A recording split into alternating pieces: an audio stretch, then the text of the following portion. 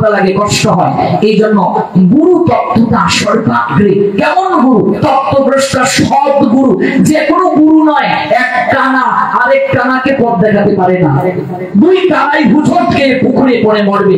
আজকাল দেখবে দীক্ষা দিয়ে যাওয়ার পর আর কোনো খবর নাই, যত্রতত্র দীক্ষা দিয়ে দেয়া হচ্ছে। দীক্ষা মানে তো বীজ দেওয়া, বীজটা কোথায় দেয়া হবে? জমিতে। জমি যদি হাল চাষ না করা হয়, আগাছা পরিষ্কার না করা হয়, বীজ বপন করলেই কি অঙ্কুরিত হবে?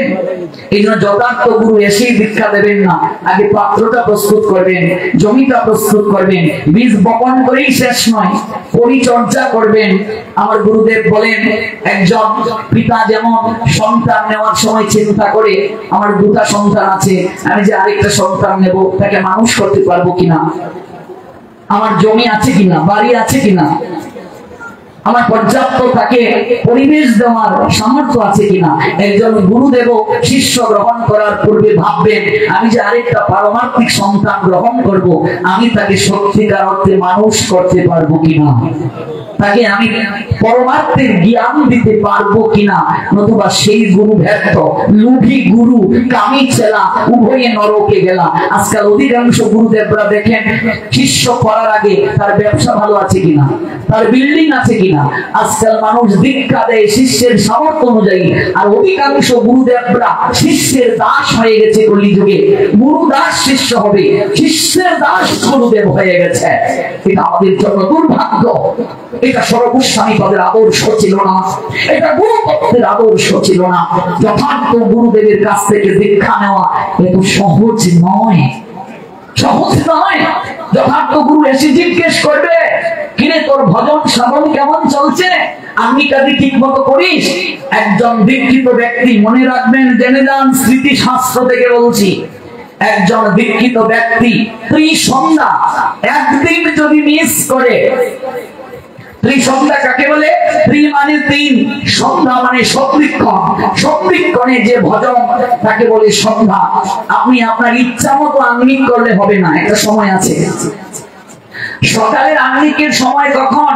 যারা আমরা গুরু মন্ত্র নিয়েছি জেনে যান, সূর্য ব্রাহ্ম মুহূর্ত থেকে সূর্য উদয়ের 24 মিনিট পর, সূর্য উদয়ের আগের 24, সূর্য উদয়ের পরের 24, এই 48 মিনিটের মাঝে আপনাকে প্রাতঃকালের সন্ধ্যা করতে হবে। বিষ্ণু পুরাণ বলছেন মুহূর্ত হচ্ছে 30টা, তার মধ্যে 2টা হচ্ছে শ্রেষ্ঠ মহৎ মুহূর্ত, একটা ব্রাহ্ম মুহূর্ত আর একটা সমুদ্র মুহূর্ত। ব্রাহ্ম মুহূর্তের পরেরটা হচ্ছে সমুদ্র মুহূর্ত। এটা প্রাতঃকালের সন্ধ্যা আহ্নিক। দুপুর বেলা আহ্নিকটা কখন? দুপুর 12টা বাজার আগের 24 মিনিট, 12টা বাজার পরের 24 মিনিট, এই 48 মিনিটের মাঝে আপনাকে দুপুর বেলার আহ্নিক করতে হবে, সন্ধ্যা আহ্নিক। সন্ধ্যা বেলার আহ্নিকের সময় কখন? প্রার্থনার সময়। সূর্য অস্ত যাওয়ার আগের 24, সূর্য অস্ত যাওয়ার পরের 24, এই 48 মিনিটের মাঝে সন্ধ্যা বেলার প্রার্থনা করতে হবে। এই সময়ের বাহিরে কেউ যদি গুরু প্রদত্ত মন্ত্র ধ্যান করে, কখনো তার যথার্থ ক্রিয়া প্রাপ্ত হবে না। এবার বুকে হাত দিয়ে বলুন, আমরা যারা দীক্ষা নিয়েছি, দীক্ষা নেওয়া হয়ে গেছে 20 বছর, দীক্ষার আগে আমি বিড়ি টানতাম, দীক্ষার পরও কি বিড়ি টানছি? যদি বিড়ি টেনে থাকি তাহলে বুঝতে হবে এই দীক্ষা বীজ কখনো আমাকে কাজ করছে না। আমার অসত্যের আচরণ পরিবর্তন করে নাই, আমার দুশ্চরিত্রের আচরণ পরিবর্তন করে নাই। দীক্ষার আগে আমি যেমন ছিলাম, দীক্ষার পরেও যদি তা থাকি, এই দীক্ষা নিয়ে আমার কোনো লাভ হয় নাই। দীক্ষা শব্দের অর্থ দক্ষতা অর্জন করা। আমি সঠিক সময়ে ধ্যান করছি না, সঠিক সময়ে গুরু প্রদত্ত মন্ত্র জপ করছি না। একজন দীক্ষিত ব্যক্তি যদি একদিন ত্রিসন্ধ্যা মিস করে, সকাল দুপুর সন্ধ্যা 3 বেলার মাঝে যদি এক বেলা প্রার্থনা না করে, 3 বেলার মাঝে এক বেলাও যদি না করে, এইভাবে একদিন যদি 3 বেলাই তার মিস হয়ে যায়, 3 দিন না খেয়ে তাকে সূর্য দর্শন করে প্রায়শ্চিত্ত করতে হবে। ভাবুন, যারা আমরা দীক্ষা নিয়েছি, বুকে হাত দিয়ে বলুন, আমরা কি প্রতিদিন গুরু প্রদত্ত মন্ত্রটা ধ্যান করছি? মহাপাপ সঞ্চয় হচ্ছে। প্রতিদিন যারা নিয়মিত যারা আহ্নিক মন্ত্র করবে না, সর্বপ্রথম তাদের আয়ু কমে যাবে। এই মন্ত্রগুলোর একটা বিশেষ শক্তি আছে। আপনি কাম গায়ত্রী পেলেন, আপনি গুরু গায়ত্রী পেলেন, আপনি গৌর গায়ত্রী পেলেন, এই যে আপনি গায়ত্রী গুরু পেলেন, ব্রহ্ম গায়ত্রী পেলেন, এগুলোর এত যে শক্তি আপনি কল্পনাও করতে পারবেন না। কাম গায়ত্রীতে স্বয়ং গোবিন্দ আপনার বশ হয়ে যেতে পারেন, স্বয়ং কামেশ্বর আপনার বশ হয়ে যেতে পারেন। আমরা এই মন্ত্রগুলোর সঠিক ব্যবহার করতে পারছি না। আজও মন্ত্রের শক্তি আছে। মন মানে চিত্ত, ত্র মানে ধারণ করা, যাহা জপের মাধ্যমে স্মরণের মাধ্যমে মানুষের মনের অনাবিলতা তাড়িত হয়, তাহাকে মন্ত্র বলে। আমরা যথাসময়ে এগুলোর ধ্যান করতে পারছি না। দীক্ষাটা ছেলে খেলা হয়ে যাচ্ছে। অধিকাংশ মানুষ মনে করে দীক্ষা মানে হাতের জল শুদ্ধ করা। যে বিয়ে হলো, বৌমা দীক্ষিত না, বৌমা রাতে শাশুড়ি খাবে না, গুরুদেবকে সংবাদ দেওয়া হলো, গুরুদেব এলেন, এসে কানে একটা ফু দিয়ে চলে গেলেন, হাতের জল শুদ্ধ হয়ে গেল, তারপর আর কোনো খবর নেই। এটাকে দীক্ষা বলি না। শাস্ত্র এই দীক্ষার কথা বলে নাই। আপনি যে সন্তান নিলেন, আপনার সন্তান ঠিক মতো সকল কার্য করছে কিনা এটা আপনাকে যাচাই করতে হবে। আপনি যে দীক্ষা সময় জপমালা দিয়ে গেলেন, এই জপমালায় হরিনাম আপনার শিষ্য করছে কিনা আপনাকে জানতে হবে, নতুবা এই মালাই জ্বালা বাড়িয়ে দেবে। একটা গল্প বলে মূল প্রসঙ্গে আসছি। শিষ্য দীক্ষাকালে গুরুকে জপমালা দিয়ে বলছেন, প্রতিদিন বাবা হরিনামটা করবি, ব্রত করবি, একাদশী ত্রিসন্ধ্যাটা ঠিক মতো করবি। কয়েকদিন মনোযোগ সহকারে করলো, তারপর আর আহ্নিকও নাই, সন্ধ্যাও নাই, হরিনামও নাই, কণ্ঠে মালাও নাই, কিছু নাই। গুরুদেব পাশ দিয়ে যাবেন, তাই তিনি ভাবলেন একটু দেখে যাই ঠিক মতো এগুলো পালন করছে কিনা। যখন গুরুদেব গ্রামে প্রবেশ করলেন, সংবাদটা পৌঁছে গেল, এই গুরুদেব আসছেন। গুরুদেব সঙ্গে সঙ্গে ওই যে জপমালা টাঙ্গিয়ে রেখেছিল, সে জপমালা নামিয়ে হরে কৃষ্ণ কৃষ্ণ কৃষ্ণ হরে হরে রাম রাম রাম হরে হরে। গুরুদেব এসে দেখছেন শিষ্য জপ করছে, বলছে বাহ তুই কত ভালো রে, তুই হরিনাম করছিস, আমার প্রাণটা জুড়িয়ে গেল তোকে দেখে, তুই হরিনাম করছিস, বাহ বাহ বাহ বাহ। গুরুদেব যে কদিন থাকলেন খুব দেখালো। এবার গুরুদেব চলে যাওয়ার পর আবার এই যে টাঙ্গিয়ে রাখলো জপমালা, জপথলে অনেক দিন হয়ে গেল, ওই জপমালার ভেতরে মৌমাছি বাসা বেঁধে ফেলেছে, বুঝলে। এবার গুরুদেব একদিন না জানিয়ে পাশ দিয়ে যাচ্ছেন, একটু দেখে যাই। যখন দেখলেন উঠুনে গুরুদেব আসছেন, সঙ্গে সঙ্গে জপমালাটা খুলে ভেতরে যখন ঢুকালো, ভেতরে এমন কামড় দিয়ে দিল ভেঙ্গুরে, বুঝলে। এবার কামড়ের যন্ত্রণায় হরে কৃষ্ণ চুপে ঝরঝর করে জল ঝরছে। গুরুদেব বলছেন, আহা তুই হরিনাম করে কান্না করছিস, এত প্রেম তোর মাঝে। শিষ্য মনে মনে বলছে, আমি কেন কান্না করছি তা তো আমি জানি, আমি ভেঙ্গুরের কামড় খেয়ে কান্না করছি। বলছি আহারে তুই কত ভালো, তুই হরিনাম করছিস আর কান্না করছিস। এই যে মালা নিলে, মালায় জ্বালা যেমন কমায়, জ্বালা বাড়ায়। যদি ওই মালার ব্যবহার না করো ঠিক মতো, এই অবস্থা হবে। আজকাল এই অবস্থা চলছে আমাদের। এজেন্ট দিয়ে দীক্ষা হয়, অনলাইনে দীক্ষা হয়। দীক্ষা পদ্ধতির একটা বিজনেস পদ্ধতি হয়ে গেছে এখন। কার কত শিষ্য, এটা তো শাস্ত্র সমর্থন করে নাই। শাস্ত্র তো এই অর্থে কখনো বলে নাই। আমরা মনে করি দীক্ষা পদ্ধতি মানে এটা একটা ইনস্টিটিউশন হয়ে গেছে আমাদের, ব্যবসায়ী ইনস্টিটিউশন না। মহাপ্রভু এই সিদ্ধান্তে বলেন নাই। এই জন্য দীক্ষা তাকেই প্রদান করতে হবে, তাকেই শিষ্য রূপে গ্রহণ করতে হবে, একটু যাচাই করে। যাচাই না করলে হবে না, নতুবা উভয়কেই শাস্তি পেতে হবে। গুরুকেও শাস্তি পেতে হবে, শিষ্যকেও শাস্তি পেতে হবে। আমরা যেখান থেকে দীক্ষা নিয়েছি গেলেই আমাদের দীক্ষা দেয় না।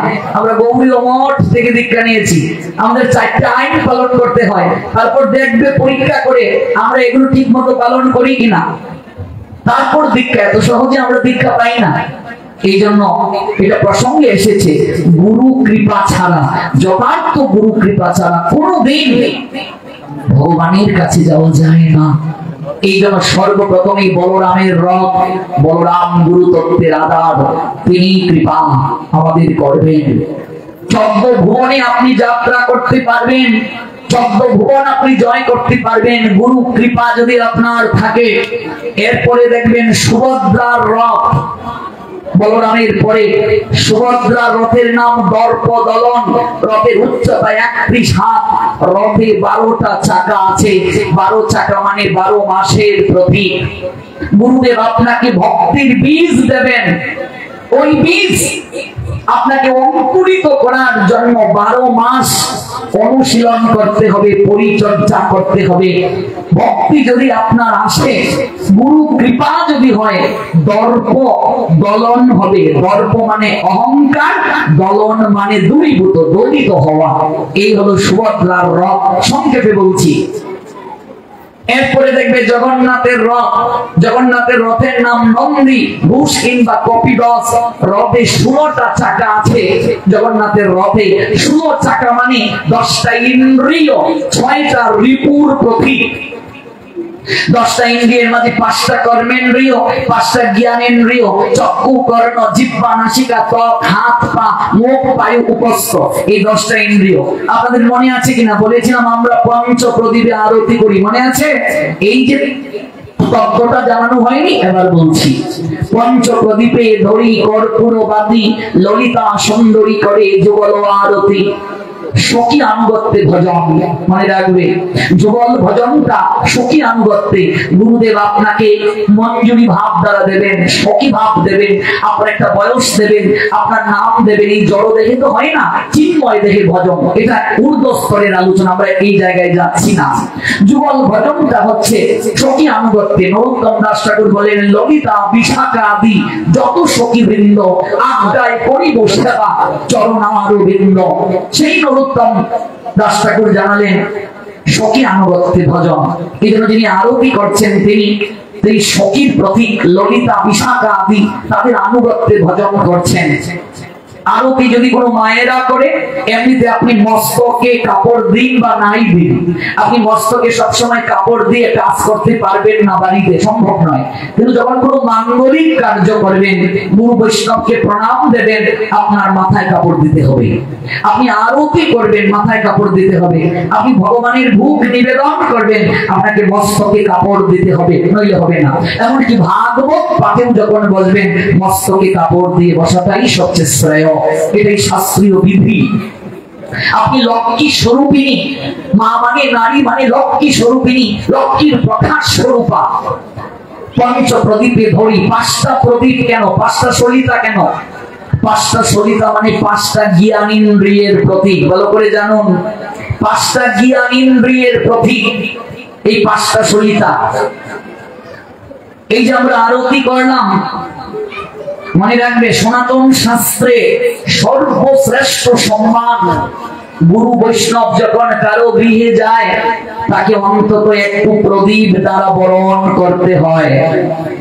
যদিও আমরা ময়মনসিংহে এসে এটা পেলাম না, আমি জানি না এর আগের গুরু বৈষ্ণবরা ময়মনসিংহের ভক্তদের শিখিয়ে দিয়েছেন কিনা। কোন গুরু বৈষ্ণব যখন মন্দিরে আসে, কারো বাড়িতে আসে, একটু প্রদীপ দ্বারা তাকে বরণ করতে হয়, মাল্য দান করে বরণ করতে হয়। আমরা সেই দুর্গা বাড়িতে পাই নাই। পঞ্চ প্রদীপে ধরি কর্পূর বাতি, ললিতা সুন্দরী করে যুগল আরতি। সনাতন শাস্ত্রে সর্বশ্রেষ্ঠ সম্মান। তাকে খাওয়ানো নয়, সর্বশ্রেষ্ঠ সম্মান। কোন অতিথিকে অডেল টাকা সম্পত্তি দেওয়া নয়, সর্বশ্রেষ্ঠ সম্মান। তাকে মাল্য দানের মাধ্যমে বরণ করে গৃহে তুলতে হয়, এটা হচ্ছে সম্মান। চরণে 4 বার আরতি করতে হয়, 4 বারের তাৎপর্য আছে। নাভি মূলে তাৎপর্য আছে, নাভির উপরে মুখমণ্ডলে তাৎপর্য আছে। সর্বাঙ্গে যে আপনি 7 বার দর্শন করাবেন। কোন গৃহে যদি গুরু বৈষ্ণব যায়, আপনি আরতি করে তাকে গ্রহণ করবেন। সনাতনী হিন্দুরা ভাবে, জানে, শাস্ত্র থেকে জেনেছে, সনাতন ধর্মে অতিথি মানে নারায়ণ স্বরূপ, তাকে নারায়ণ জ্ঞানে কল্পনা করা হয়। 5টা জ্ঞানেন্দ্রিয়ের প্রতীক এই 5টা সলিতা। আপনি আরতি যখন করবেন, এই যে পঞ্চপ্রদীপের অগ্নির আভাটা, অগ্নির শিখা, অগ্নির তাপ আপনার কর দ্বারা স্পর্শ করেছেন, আপনি সর্বপ্রথম কোথায় সেটা দিতে হয়? শরীরে। মা কোথায় গো? অধিকাংশরাই মাথার মাঝে দেন না, মাথায় নয়। পঞ্চপ্রদীপ দ্বারা আরতির পর সেই অগ্নির আভা কর দ্বারা স্পর্শ করে, এই যে করের মাঝে 5টা আঙ্গুল আছে, এই 5টা আঙ্গুলের 5টা কারণ আছে, এই 5টা আঙ্গুলের 5টা তাৎপর্য আছে, এই 5টা আঙ্গুল 5টা তত্ত্বের প্রতীক। আপনি স্পর্শ করে